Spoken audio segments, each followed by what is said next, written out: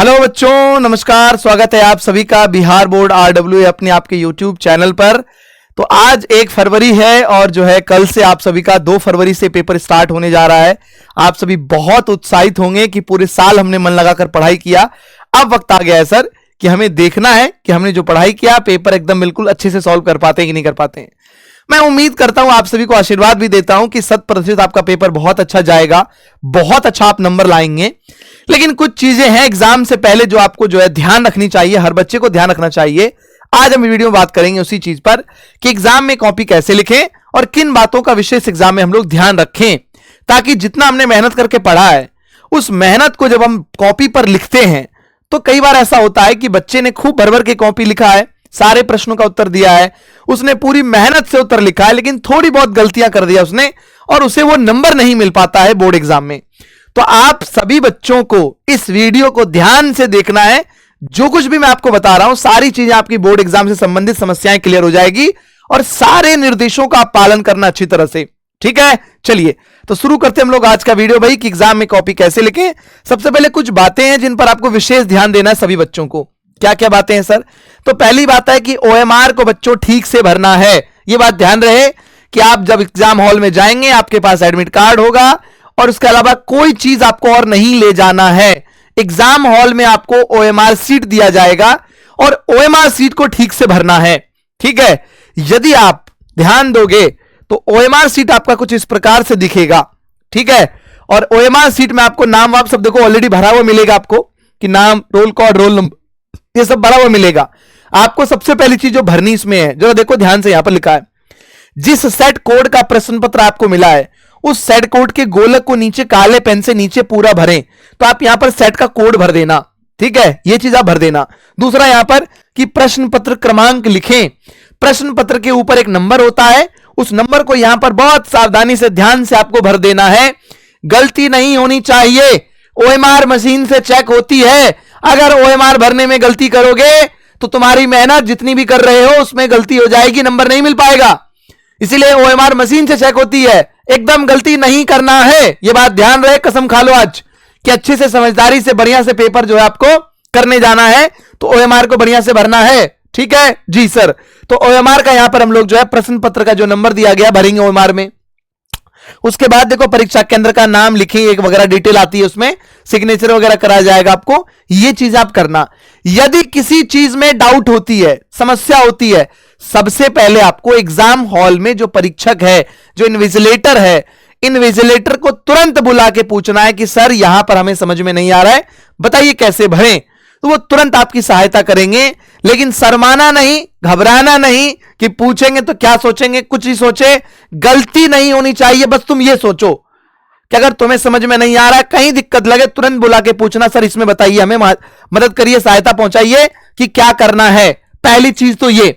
दूसरी बात, OMR में गोला भरते समय कई बार बच्चे ऐसा गलती करते हैं, अक्सर हमने देखा है, ये चीज पाया है कि मान लो जैसे 4 गोले ऐसे बनाने हैं आपको।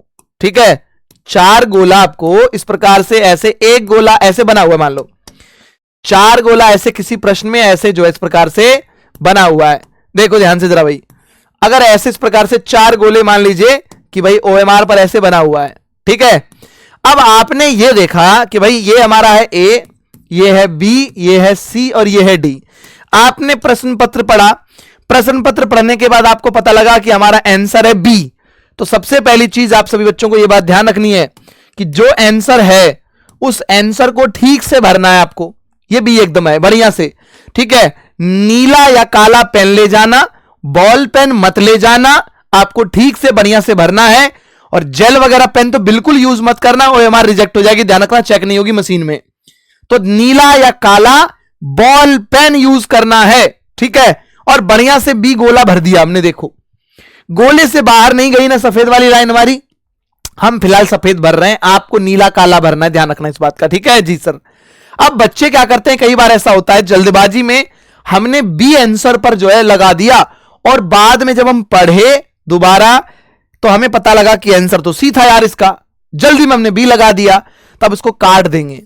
ठीक है, और बच्चे क्या करेंगे, उसको इस प्रकार से काट देंगे कि सर काट देते हैं और C आंसर है सर, अब C भरते हैं हमें। तो अब आप जो है C ऐसे भरना स्टार्ट कर देंगे। तो ध्यान रहे, ऐसे भरोगे नंबर नहीं मिलेगा। आई बात समझ में? ऐसे अगर तुम भरोगे बेटा तो तुम्हें नंबर नहीं मिलेगा। तो ये काम नहीं करना है। ये पहली चीज का आपको विशेष ध्यान रखना है। ठीक से गोला भरना एकदम है, ठीक है, और जो सही है एक बार में ही उसे भरना है। ये नहीं कि बी भर दिए, काट दिए, फिर सी भर देंगे, सोचेंगे नंबर मिल जाएगा क्योंकि सी आंसर सही था, नहीं मिलेगा। ठीक है, तो ओएमआर भरते समय सबसे पहले आपको सावधानी बरतनी है, विशेष सावधानी बरतना, ध्यान रहे। शुरुआती 1 घंटा आपको जो है, जैसे फिजिक्स की बात करें 70 सवाल होता है, 70 में से 35 सवाल का उत्तर आपको करना है। तो 70 में से चुन लेना कि किस 35 का आंसर हमें 100% पता है, किसका आंसर हम 100% विश्वास के साथ कर सकते हैं, उसी पर आप जो है गोला भरना, उसी पर आप जो है आंसर लगाना। चलो दूसरी बात करें हम कि प्रश्न को ठीक से पढ़ना। प्रश्न पत्र पढ़ने के लिए जैसे मैंने उदाहरण के तौर पर यहां पर देखो, फिजिक्स का मैंने 2025 का पेपर लिया है। इसमें देखो साफ साफ आपको बताया गया है कि 3 घंटे 15 मिनट का समय दिया जा रहा है। कितना दिया जा रहा है? 3 घंटे 15 मिनट का समय आपको दिया जा रहा है। ये 15 मिनट एक्स्ट्रा किस लिए दिया जा रहा है? 15 मिनट एक्स्ट्रा दिया जा रहा है कि आप प्रश्न पत्र को ठीक से पढ़ें, उसमें आप जो है जल्दबाजी ना करें। ठीक है, तो तुम देखोगे ध्यान से, यहां लिखा हुआ भी गया है कि प्रश्नों को ध्यानपूर्वक पढ़ने के लिए परीक्षार्थियों को 15 मिनट का अतिरिक्त समय दिया गया है, यानी 15 मिनट एक्स्ट्रा आपको पेपर पढ़ने के लिए दिया गया है। तो सभी बच्चों से निवेदन है मेरा कि इस चीज का उपयोग करें कि पेपर मिलते ही आंसर करने नहीं लग जाएं। एक बार सरसरी निगाहों से पेपर को ठीक से देख लें और उन प्रश्नों का आप चुनाव कर लें। पेन से जो है डॉट डॉट डॉट लगाते चले जाना कि हमें इन प्रश्नों का उत्तर एकदम 35 का करना है। इसी प्रकार से शॉर्ट क्वेश्चन का आंसर करते समय आप 10 का चुन लेना कि मुझे इन 10 प्रश्नों का उत्तर देना है। लॉन्ग क्वेश्चन करते समय आपको 3 चुनना होता है, 6 में से 3 का चुनाव कर लेना, मुझे इन 3 प्रश्नों का आंसर करना है। इसी तरह से आप हर विषय में अपना ध्यान रखना, बायोलॉजी में, इंग्लिश में, हिंदी में, सब में आप इस बात का विशेष ध्यान रखना कि हमें जिन प्रश्नों का उत्तर करना है उसको हम चयनित कर ले शुरुआत के 15 मिनट में पढ़कर। ठीक है, और पेपर अच्छे से पढ़ना है, ठीक से पढ़ना है, नो लापरवाही, नो गलती झंझट, बिल्कुल ठीक है।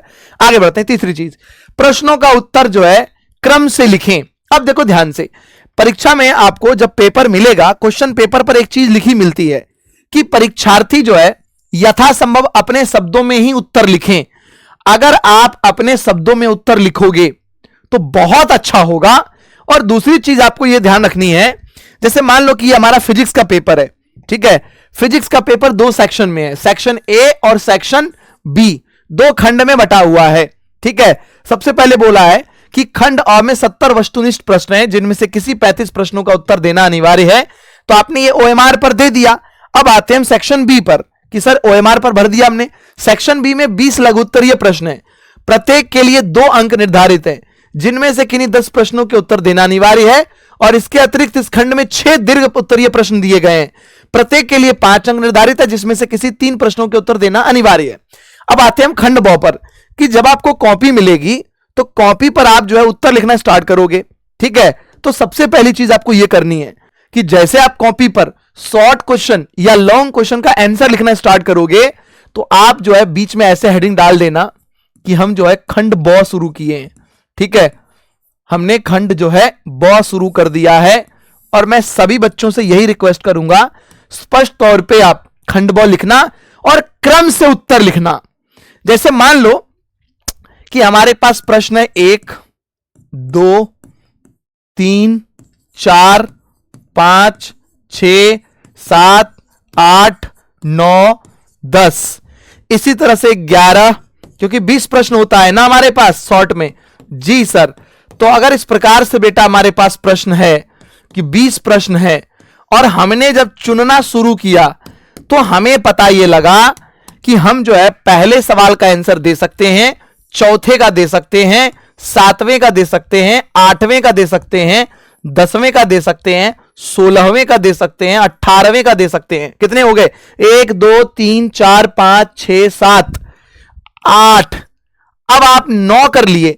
अब आपको पता लगा यार 9 ही प्रश्न हुआ, 10 का लिखना था, तो आपका सीक्वेंस बिगड़ जाता है। आपको सबसे पहले यह बात ध्यान रखना है, प्रश्न जब आप पढ़ेंगे तो आप ये चुन लें कि किन 10 का उत्तर मैं लिख सकता हूं, उसका क्रम बनाइए आप अच्छे से ध्यान रखते हुए। ठीक है, और प्रयास करिए एग्जामिनर को जितना कॉपी जांचने में सहूलियत आप देंगे उतना अच्छा होगा, एग्जामिनर के लिए भी, आपके लिए भी होगा, नंबर आपको बढ़िया मिलेगा। मैंने पिछले जो है 10 सालों से पढ़ाते हुए कई बार हमने सीबीएसई में कॉपी चेक किया था, और हम भी ये चीज चाहते थे कि बच्चा प्रॉपर सीक्वेंस में आंसर लिखे, ज्यादा अच्छा लगता है। तो आपको भी ये बात ध्यान रखनी है कि पहले आप प्रश्न संख्या 1 का लिखेंगे और ऐसे ही लिखते आप जाएंगे, जो भी आपके 10 प्रश्न कुल होंगे। तो आप अगर 9 लिखते हैं तो आप पहले चयन कर लीजिए कि भाई हम 12वें प्रश्न का आंसर भी लिखेंगे। तो आप पहले से चलिए, पहला लिखा आपने, चौथा लिखा आपने, 7वां लिखा आपने, 8वां लिखा आपने, 10वां लिखा आपने, 12वें लिखे, 16 लिखे, 18, 19 और 20, ऐसे 10 प्रश्नों का उत्तर आपको एकदम क्रम से लिखना है। ठीक है जी सर। अब देखो जरा ध्यान से, बच्चे क्या करते हैं, कई बार ऐसा गलती करते हैं बच्चे कि भाई हमें मान लीजिए कि दीर्घ उत्तरीय प्रश्न, लघु उत्तरीय प्रश्न दोनों को हमें पता है कि प्रश्न संख्या शुरू से हम शुरू कर रहे हैं 1। तो आपने क्या किया कि प्रश्न संख्या आपने यहां पर डाला कि सर प्रश्न संख्या 1 और सर इसका उत्तर हम लिखना आरंभ करते हैं। ठीक है, तो जैसे मैं उदाहरण के तौर पे आपको बताऊं कि वैसे तो शब्द सीमा निर्धारित होती है कि 2 अंक का जो प्रश्न है, 2 अंक के प्रश्नों को आप अधिकतम 60 शब्दों में लिखें आप।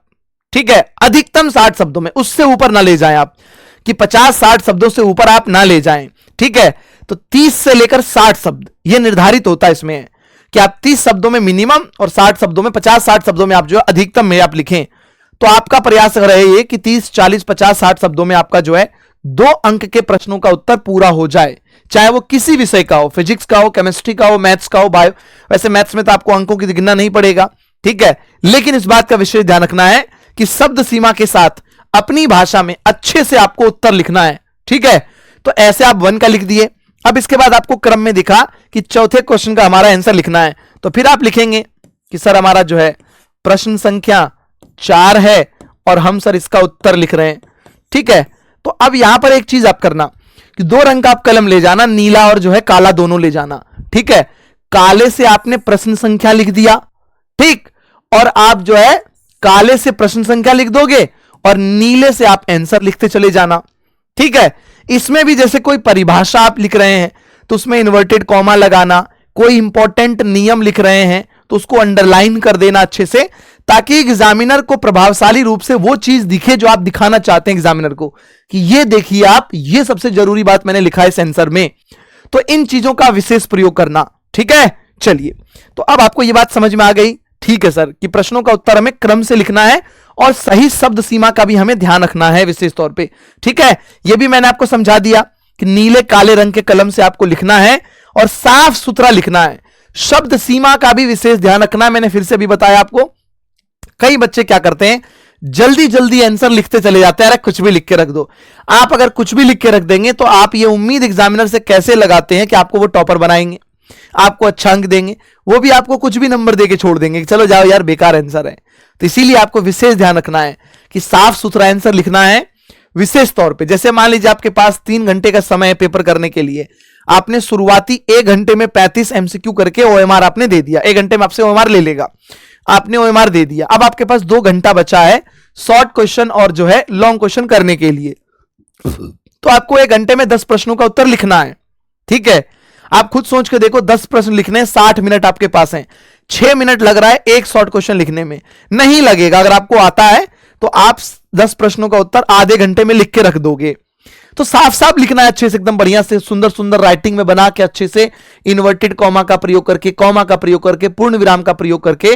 जैसे आप फिजिक्स में किसी प्रश्न का उत्तर लिख रहे हो तो आपने उत्तर लिख दिया, मान लीजिए परिभाषा आपसे पूछा कूलाम का नियम बताइए, तो आपने स्पष्ट तौर पर लिख दिया कि 2 बिंदु आवेशों के बीच में लगने वाला आकर्षण या प्रतिकर्षण बल, वह बल जो है वो दोनों आवेशों के गुणनफल के समानुपाती होता है और उनके बीच की दूरी के वर्ग के व्युत्क्रमानुपाती होता है। आप इसको अच्छे से इन्वर्टेड कॉमा में लिखो। ठीक है, अब इसमें आपने जो जरूरी बात लिखा है कि बल जो है दोनों आवेशों के गुणनफल के समानुपाती होता है, अंडरलाइन कर दो। वर्ग के व्युत्क्रमानुपाती होता है, अंडरलाइन कर दो। नीचे अच्छे से आप उसका फॉर्मूला लिख दो कि F बराबर K Q1 Q2 बटे R स्क्वायर होता है, बॉक्स बना दो फॉर्मूले के साथ। तो ये सब चीजें हैं जो एग्जामिनर को आकर्षित करेगा कि आपने बहुत अच्छा प्रभावशाली सुंदर उत्तर लिखा है। ठीक है, तो साफ सुथरा एकदम स्पष्ट शब्दों में और शब्द सीमा का ध्यान रखते हुए स्पष्ट तौर पे आपको बोर्ड परीक्षा में आंसर लिखना है। अब एक चीज को लेकर बहुत बच्चों को डाउट होती है, अक्सर बच्चे इस चीज से परेशान भी रहते हैं कि सर अगर हमें किसी प्रश्न का आंसर नहीं आ रहा है तो क्या हम पेपर भर दें, कॉपी भर दें? क्योंकि एक चलन चल गया इस चीज का कि कॉपी भर के आ जाना, नंबर मिल जाएगा। तो आपको मैं स्पष्ट कर दूं, जब आप कॉपी भर के आ जाएंगे ना, सिर्फ भर के, कुछ भी आप भर के आ गए उसमें, कि हिंदी में आप अंग्रेजी का जो है गाना लिख के आ गए, कोई स्टोरी याद थी, कोई पोयम था, उसका हिंदी अनुवाद लिख के आ गए हो, केमिस्ट्री में किसी फिजिक्स की परिभाषा लिखकर आ गए, फिजिक्स में कोई बायोलॉजी की परिभाषा लिखकर आ गए, मैं स्पष्ट तौर पे आप सभी बच्चों को यह बताना चाहता हूं कि कॉपी भरने से नंबर नहीं मिलता है। ठीक है, खुदा न खास्ते कोई आपके साथ वाला या आपसे पहले कोई पास हो गया हो, पर इस चीज का आप ध्यान रखना, कॉपी भरने से नंबर नहीं मिलेगा। और अगर आपने सही उत्तर लिखा है, भले आपकी कॉपी ना भर रही है, कोई बात नहीं, घबराने वाली बात नहीं है। ठीक है, आप सही शब्द सीमा का ध्यान रखते हुए एक एक प्रश्नों का क्रम से एकदम अच्छे से उत्तर लिखकर आना, आप एकदम आपको 100% नंबर मिलेगा, सारे सही हैं। और यदि उसके बाद भी किसी के कॉपी जांचने में लापरवाही होती है, त्रुटि होती है, मैं आपको कह रहा हूं कि आप आत्मविश्वास के साथ बताना कि सर हमने अच्छे से भरा है, आपको चैलेंज करने की आवश्यकता पड़ेगी और कॉपी जांच अच्छे से आपकी दोबारा करवाई जाएगी। लेकिन कॉपी भरना नहीं आपको है कि हम भर दें कॉपी कुछ भी लिखकर। ठीक है, कि यार भर देंगे हमें इतना पेज मिल रहा है तो उसको भर देना, सब कुछ एकदम कॉपी पूरा भरा जाएगा तभी हमें 100% नंबर मिलेगा। यह काम बिल्कुल मत करना बच्चों आप। ठीक है, और अंतिम बात मैं आप सभी को यही बताना चाहता हूं कि जितना आप धैर्यपूर्वक, शांत मन से, ईमानदारी से, चीटिंग मत करना आप एकदम बिल्कुल भी, अपनी तरफ से कोई चिट पुर्जा मत ले जाना। जांच होती है, पकड़े गए, एक्सपेल्ड हो जाएंगे, आपको जो है दिक्कत हो जाएगी कि आप परीक्षा से भी निष्कासित होंगे और फिर आपके ऊपर प्रतिबंध भी लगाया जाएगा, कार्रवाई भी हो जाएगी। तो आप सभी बच्चे 12th में, 10th वाले बच्चे भी जो हमें सुन रहे हैं इस वीडियो के माध्यम से, सभी बच्चों से अनुरोध है आपको कि ऐसी चीज, कोई चीज नहीं करनी है और अपने आसपास भी आपको ताक झांक नहीं करना है। आप भरपूर समय का उपयोग करके एकदम दिमाग आपका एकदम एक चीज पर रहे, पेपर करना अच्छे से। आपको बहुत बच्चे यहां से घर से जाते हैं पेपर करने, सोच करके अच्छे से पेपर करेंगे, लेकिन कई बार ऐसा होता है कि वहां जाकर संगति ऐसी मिल जाती है, वहां गए, 2-4 लोगों से बैठे, बातचीत हुई, संगति ऐसी बन गई, अरे कुछ भी नहीं होता है, तुम देखे नहीं हो कल पेपर, कितना चीटिंग हुआ था, यूं ही पेपर कर देंगे। ये सब चीज में भी आपको संलिप्त नहीं होना है। कोई अगर कर रहा है तो आप उसको दूर हो जाइए, आप उसको मत समझाइए, आपके पास समय नहीं है, उसको करने दीजिए जो कर रहा है। लेकिन आप इस बात का विशेष ध्यान रखेंगे कि हमें नहीं करना है। साल भर हमने पढ़ाई किया, अच्छे से मेहनत से मन लगाकर, बढ़िया से हमें अपना जो है ईमानदारी से आंसर करना है। नो चीटिंग, किसी तरह का ऐसी गतिविधि में आपको संलिप्त नहीं होना है।